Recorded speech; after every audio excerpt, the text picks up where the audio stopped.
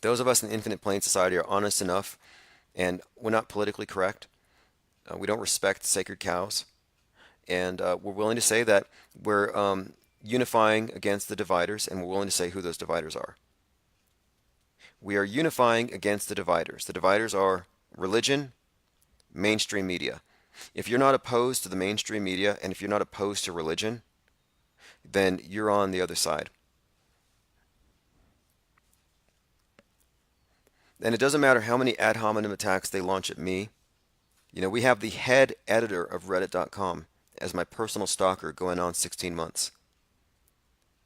We have another stalker of mine, net worth in the millions, very well known stunt coordinator, full time, 17 months stalking me. Why?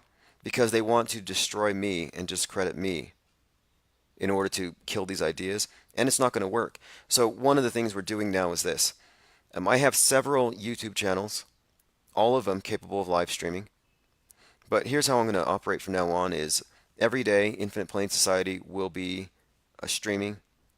I will be openly recruiting because we're building a post-platform subscriber base. We need thousands of people in the Infinite Plane Society, but it's not going to be confined to a YouTube channel because YouTube is CNN. YouTube is controlled territory. So right now, no matter how hard they try and how much they cry, the trolls and the haters have no effect on my subscriber base here as it grows. As the Infinite Plane Society expands, they can't do anything. I have multiple attempts. They're trying to shut down YouTube, trying to shut down Discord, trying to shut down this Facebook page. They're dedicated, but what they're missing is this. The Infinite Plane Society is now an open source organization. We're all in it. I'm merely the secretary. And any one of you at any time can download and re-upload any of this content. Use it, monetize it, share it, edit it, create whatever you want to do with it because they need to see that, and this will happen. You know, once we have more than 2 or 3 thousand people on our list, we'll have 100 people upload an Infinite Plane Society live stream on the same day to 100 different accounts. Like what we're going to do here is exponential. It has to be an exponential organization. That's where we're moving with this.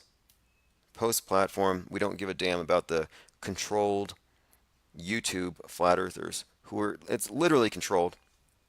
Now, I don't know for certain if the enclosed creationists, if the clique behind it, are the same ones behind the collective who are trying to shut me down with threats against myself and my family, the ones who said that they were praying for the dome to fall on my head. I don't know if they are the same people behind Skyfall and the conferences. I don't know if we're dealing with that level of religious fundamentalism where they gang stalk non-believers. Who knows? I wouldn't be surprised though. I certainly don't care. We no longer care because they're no longer relevant. I'm not participating. You know, post media, if you have a religious agenda, we're not on the same sheet. Moves on to say, facts, this is Jaron, facts are not true just because they're facts. If that makes sense, says Jaron. Like Sargent, he gained prominence through YouTube videos exposing the hoax, and he personalized his outlook by labeling it Jaronism. He says, no, it's not a religion, it's just my name with ism at the end. His video presentation glitched out, so he worked from his notes, reiterating his core beliefs. He says, if you can't observe it for yourself, it can't be trusted. Have you been there? Have you been to Saturn? Have you been to Jupiter? To insiders, this message is empowering. Now, these are good questions in a way, but not really. I mean, there are limits to perception. We can't be completely stuck on seeing things from the perspective of the human organism. You know, we have to be able to extrapolate. That's what we use mathematics for. That's what we use physics for. That's what we use science for. Like, we're not anti-science. In fact, I would say that those of us who have seen through the major deceptions are utilizing the scientific methodology. We've rediscovered it. Science, mainstream science, is actually anti-science. They're anti the methodology. They're science by consensus, by their own admission, time and again. Even the people in the media who talk about this have no idea. They have no idea that what they call science is in fact an ideology. Talking to insiders, the message here is empowering. It says, don't trust in your senses, don't accept the words of a talking head. And this is Jaron quote, we all live in the world. We can see what's real or not. Science is really an excuse for people to be stupid. See, I disagree with that. My only criticism of Jaronism and his work is that he's always attacking science. Science this, science that. Well, I'm sorry, Jaronism. Science is not a monolith. Science doesn't say anything. We're talking about a methodology. Maybe scientism or practitioners of scientism, but when you frame it as science is the enemy, you're positing something better to replace it, which is what? What we need is agenda-free science. Science with no religious agenda. And you know what? The globe is science with a religious agenda, as is the dome. Both the dome and the globe represent the scientific method with a religious agenda. One of the religions is Christianity, the others is the secular humanistic religion of heliocentrism.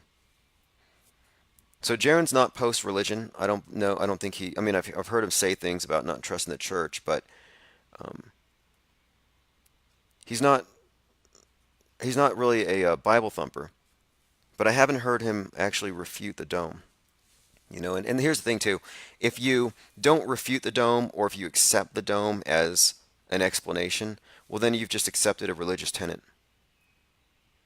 It's an explanation to fill in the gaps. It's called the divine fallacy. I don't have an answer, so let me just fill it in. God of the gaps. And the God of the gaps for the Globe is gravity. The God of the gaps for the Christian is whatever it says in the Bible. God, their God, which isn't the creator. The God of the Bible isn't a singular being. The God of the Bible is just a euphemism for the ruling class, the elite. It's a book for slaves. It's a book for slave owners and for slaves. Mike Hughes, the rocket builder, told AP in November, quote, I don't believe in science. I know about aerodynamics and fluid dynamics. That's just formula. This is one of his quotes that really made every article about him. They really wanted to hit him with this one. I don't believe in science. Now that's a smart statement because you shouldn't believe in it. It's not a belief system. It's a methodology. And he's like, no, it's formula. The conference was frequently encouraged do your own research, which mostly involved watching more YouTube and boning up on scripture. You see what has happened here is the Flat Earth Society, which is just a joke, has been replaced by this new face of Flat Earth, which is the same model, but instead of moving up, which isn't any more ridiculous than the dome, they've just replaced it with an enclosed world that doesn't have mention of any explanation for gravity. Just use a different word. Flat Earth logic is mesmerizing and maddening. He goes on to say, I met a filmmaker who had been following them for months. He said, quote, if you're going to dismiss everything as a hoax, you'd better have something clear to replace it. He was this guy was kind of freaking out about it. I remember reading this one earlier. If you're going to dismiss everything as a hoax, you'd better have something to replace it. I'd say no. No. That's the problem here. You dismiss the globe as a hoax. Well, let me replace it with the Bible. You just fell into another trap. How about you become comfortable, or at least, if not comfortable, aware of the fact that we can't know everything right now. It's not like you're deliberately ignorant, but we don't have enough information. So it's okay to not choose a side when you don't have enough information. Like I was saying earlier, you have these false contrived debates between theists and anti-theists. What about the non-believer? You have a false contrived debate between the globe earth and the dome earth. What about the non-believer? This guy goes on to say, quote, if you tell me your car isn't blue, I'll ask you, well, what color is it? Don't tell me I don't know, but it's not blue. What color is it? And see, again, this is someone, and this is why I consider Flat Earth to be really the catalyst for what could be a massive, a mass psychoepistemological reboot, where suddenly people cease to think that they must have all the answers. You don't have to know it all. We don't know it all. And we're surrounded by those who claim to know it all. We call them priests. We call them media pundits. We call them experts. We call them celebrities, politicians. We have these appointed know it alls who fill us in when these are just explanations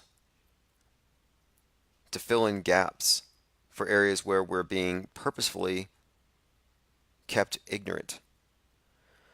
He goes on, I re entered and I saw a documentary that mentioned NORAD, the Pentagon, false evolution, NASA, 9/11 hoax, Stephen Hawking. I heard references to Pizzagate, Sandy Hook, Vegas, Paris, Orlando.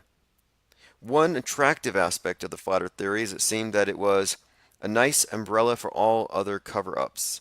It's the mother of all conspiracies.